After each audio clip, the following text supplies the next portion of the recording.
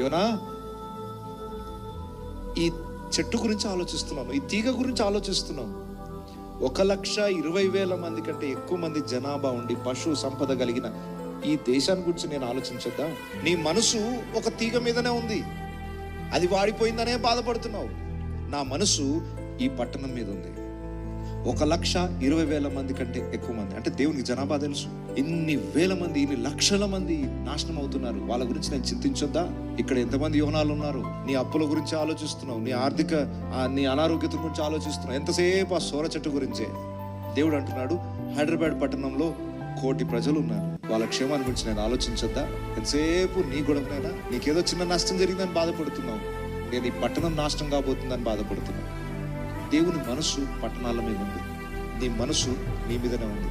ఈరోజు నీ మనసు నీ మీద తీసేసి దేవుని మనసులో మారదాం. దేవుని హృదయంలో ఏముందో అది తెలుసుకుందాం.